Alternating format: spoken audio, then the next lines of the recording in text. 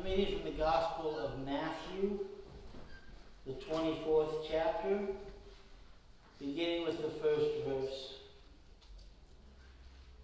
Jesus left the temple and was walking away when his disciples came up to him to call his attention to its buildings. "Do you see all these things?" he asked. "I tell you the truth, not one stone here will be left on another. Every one will be torn down." As Jesus was sitting on the Mount of Olives, the disciples came to him privately. "Tell us," they said, "when will this happen? What will be the sign of your coming and of the end of the age?" Jesus answered, "Watch out that no one deceives you. For many will come in my name, claiming, 'I am the Christ,' and will deceive many. You will hear of wars and rumors of wars, but see to it that you are not alarmed. Such things must happen, but the end is still to come. Nation will rise against nation and kingdom against kingdom. There will be famines and earthquakes in various places. All these are the beginnings of birth pains."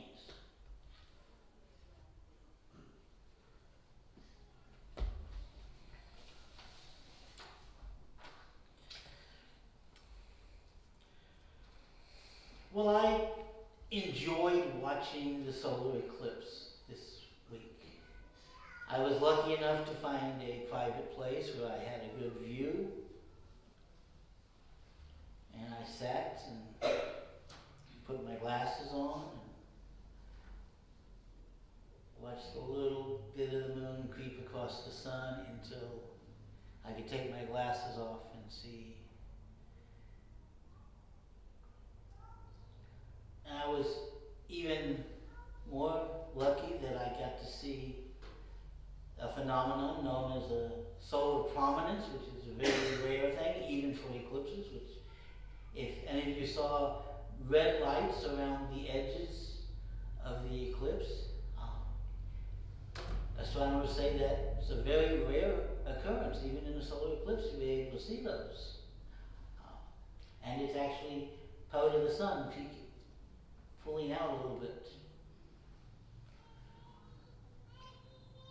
But I was a little worried going into the eclipse. Not that I was worried about what was going to happen during the eclipse, but I was worried about all of the people that were worried about what was going to happen to the eclipse. I had countless posts on my Facebook timeline which told about how this was a sign of the end of the world. Especially after just last week we had that earthquake on the East Coast. We'll put those two things together.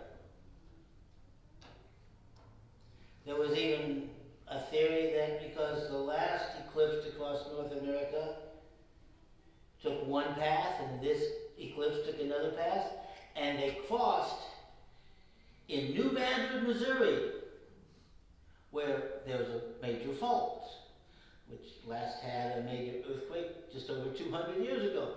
Well, this eclipse, crossing over that same spot as the last one, is going to cause an earthquake. Now, I can't figure out the science of that. But all of these people look at these things and go, it's the end of the world. And if we read the scripture, what does Jesus say of the signs of the ends of the age and on his coming? Okay, there's going to be wars. We can check that one off. We have wars going on right now. There's earthquakes. Yeah, we just had one. There are cosmic events. Okay, solar eclipse, cosmic events. There'll be famines in various places. Yeah, there's famines going on in places around the world right now. We can add a few more on that aren't in this scripture, but I found another one in the Bible. Locusts. Yeah, we've got two of the major katydid cycles are coming due the same year. We're going to have billions of locusts or katydids coming out of the ground. We can check all of the boxes. All of the signs are here that say Christ is coming. So for those who are anxiously waiting for Christ's return, yes, all of the signs have been fulfilled. But let's go back 2,000 years. Let's go back to 70 AD when the specific event Jesus is talking about, the temple being torn down, we know from history actually happened. Were there wars back then? Definitely. Were there earthquakes? Yes, there were. Were there cosmic events? Were there solar eclipses and lunar eclipses and comets? Yeah. How about famines? Locusts. Here's the problem. Everything that is listed in the scripture as a sign is something that while we may think of as being rare, isn't really all that rare.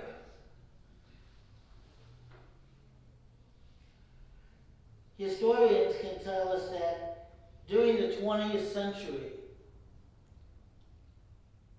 the world was never completely at peace. For the entire 100 years, there was always at least one war going on someplace on earth.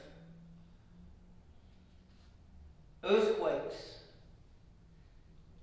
I didn't realize they were as common as they were, but geologists say the United States has 400 earthquakes that register on their monitoring stations every single year.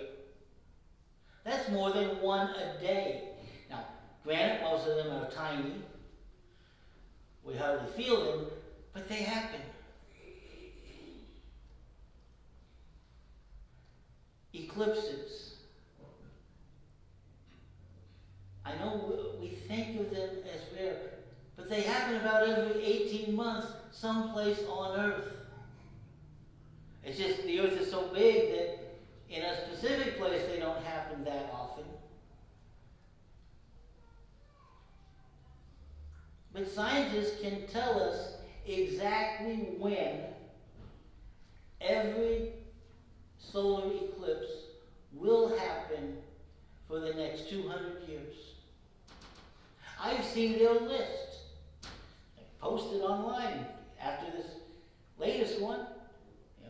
Well, if you missed this one and you want to see one in North America, you got to wait till a certain amount of time.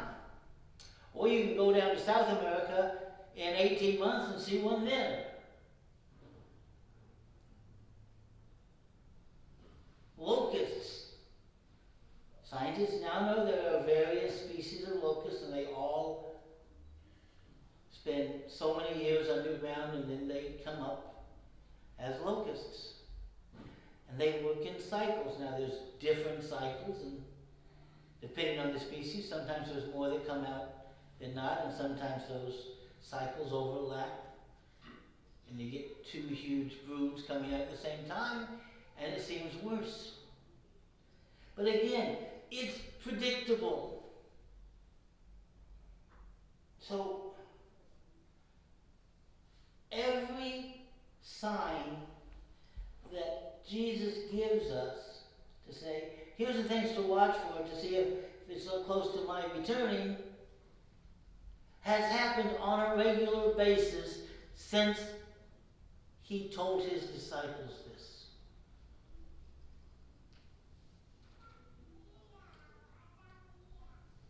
So, are they signs or not? Well, kind of. I mean, he told us they would happen, and they happened. But everybody, every scholar, every mathematician who Bible scholar who reads the biblical prophecies and says, okay, these things are happening. Christ is coming back on this date. You know what they all have in common? They've all been wrong. Every single one of them. Seventh-day Adventist Church was founded by a bunch of people who were upset with their leader after he predicted the end of the world 3 times and still hadn't gotten it right. Called the Great Disappointment. Thousands of people gathered on a hill in New York to be taken up into heaven. And when it came and went, he went back to his calculations and said, oh, here's where I messed up. I'll come back next month. They've all been wrong. Now, all the signs were there. There were comets and earthquakes, signs in the heavens, lunar and solar eclipses. There were wars and famines and pestilence and locusts.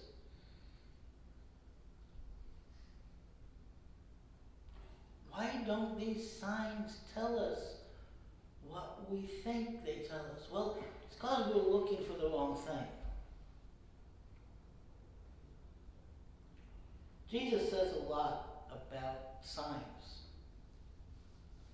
But the most important thing he says is when the Pharisees ask him for signs and he refuses to give them. He said, you faithless generation, no sign will be given to you.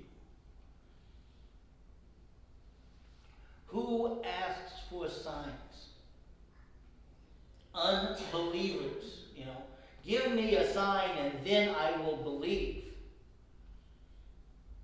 Believers aren't supposed to need signs.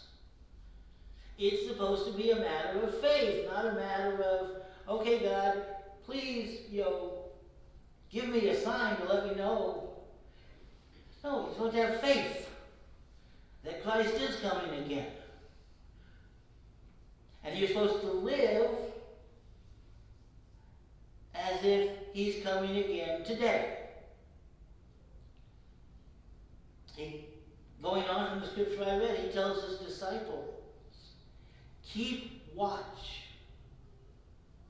for you do not know when the master will come. But when the master comes, you want to be found doing what you were supposed to be doing, right? He gives them signs, but they're signs that happen all the time. Not so that the disciples ignore the signs and are unprepared, but so that they are always prepared.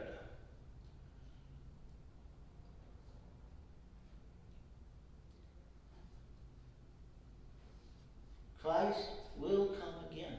Christ could come again at any time. The signs are there. Of course, the signs have always been there.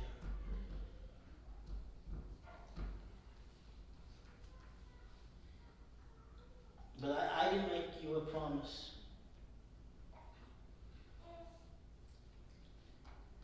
That within 50 years, most of us will have seen Christ. It may not be the end of the world, but most of us will have seen Christ sometime within the next 50 years.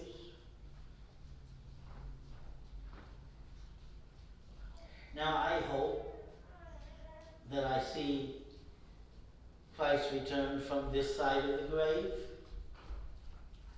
But I'm not afraid if I have to die first to see him.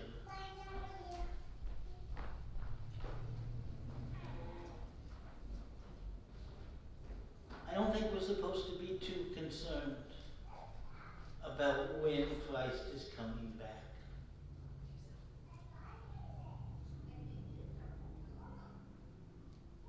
We're certainly not supposed to be afraid about him coming back. if we live as if he's coming back tomorrow, or we live as if we might die tomorrow, it's the same thing. And let's be honest, either one is possible. For some of us, more possible each day. We're not getting any younger.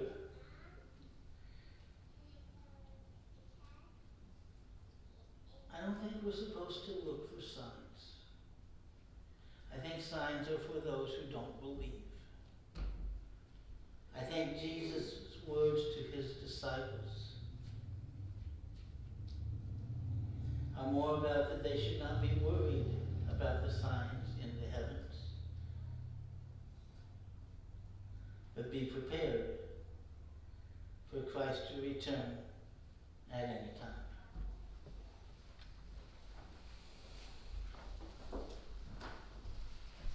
Our closing hymn is number 34, He is Lord.